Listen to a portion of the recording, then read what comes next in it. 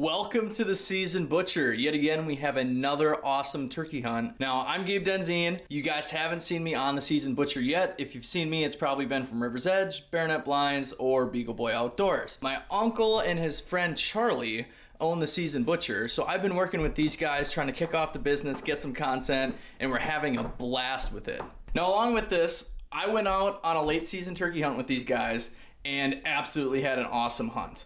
We didn't take a whole lot of film in the morning getting ready, but the hunt starts out.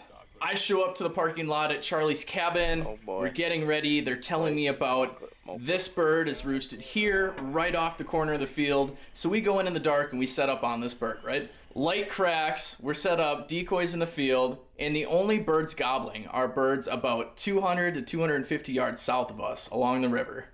So we start walking, me, Matt, and Charlie, through the woods to find these birds that are gobbling. We get about 150 yards south of where we were, and all of a sudden a bird lights up on the field. That bird that Charlie said he had roosted.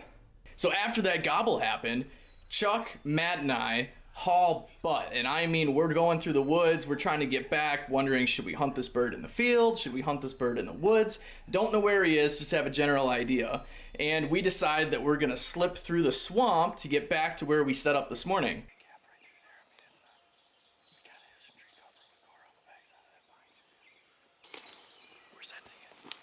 Funny thing is, we actually left our decoys out in the field still, and we literally got 40 yards from where we had set up in that morning. Look out to the decoys. Charlie gives me a hand signal that says, stop, stop. Tom's right out there. The Tom was literally strutting right in front of us, 70 yards away in the field, only 20 yards from the decoys, making his way in. So the hunt begins basically with me, Matt, and Chuck belly crawling just to get to a spot where I can shoot this Tom in our decoy setup. Without any further ado, check this out.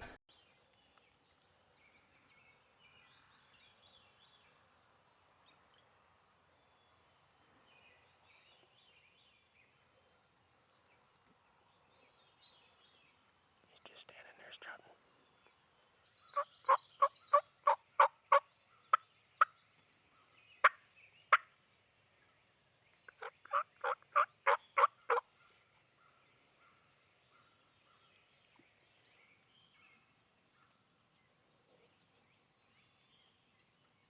He's just going in a circle there, so if you want to slide up this way or keep going, you can.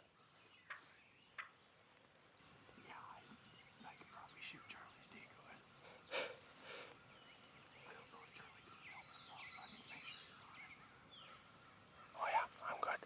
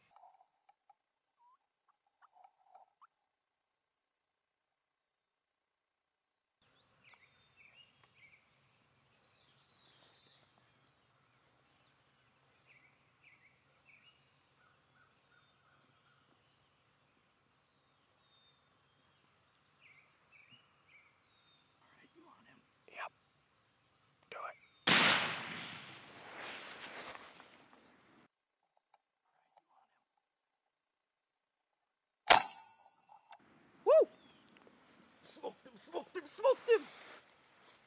That was one of the coolest things I've ever seen. So he got up there, and I'm like, all right, I'm just gonna watch this. Dude, I can't believe that. That bird. Charlie had said he roosted that bird last night, and he's like, yeah, it's right off the field, so we set up here. Well, in the morning time, it got basically light out, and the only gobbles we heard were like 300 yards to the south of us. So we started hightailing through the woods. We get like 200 yards that way, and we hear a gobble light up right off the field. So we start hauling back here. We get 50 yards behind, south of where we had set up, and we look, and we see this tom already in the decoy set. I'm like, oh. But he was focused on the decoys, and we got to crawl right up there and enjoyed the show. That's awesome. I haven't shot a bird in 2 years.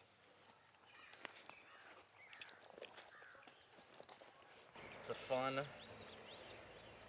experience. Awesome bird. I mean, I'm not a guy that's super like, you know, you gotta shoot giant toms or whatever. I mean, it's just you get out there and hunt. And I mean, I've hunted now with 2 people. I've hardly even hunted with in my life. And we went and shot a bird before. It's not even 6 a.m. It's 5:57 right now. You bet. That is awesome. He came in. You guys have had decoy attacks this year. And instead of, you know, because we don't have a tom or a Jake decoy, so what's the next best thing? I guess the lay down hen, but I sat there literally with my crosshairs on his head, but the way he was facing away from us, the head was sitting right on top of his back. And I'm like, if I shoot, the odds are half my, you know, load's gonna go up his back and just, you know, scathe his feathers. So we sat there and waited, and Matt and I were just talking the entire time. Like, I'm just gonna wait, it's gonna wait. He's like, oh, it would be cool if we got him on the decoy. And then he turned, and for some reason, I don't know if he was quite, it looked like he was facing us, because I saw the, everything red down to his chest. I just put it at the base of his neck, squeezed off. No harm, no foul. Decoy's head. And I'm like, I don't want to get a double. Like, I'm like, I do not want to kill his decoy. So Matt and I were sitting there talking. I'm like, I'm just gonna wait. Just gonna wait. I'm gonna let him finish. That's the gentleman's rule, right? Next thing you know, he turns and starts facing us. I was like, you on him? Yeah, you're good. And he literally just laid back. He didn't move. He was done. So, Stoned him. yeah, no, that was the quickest I've ever seen it happen.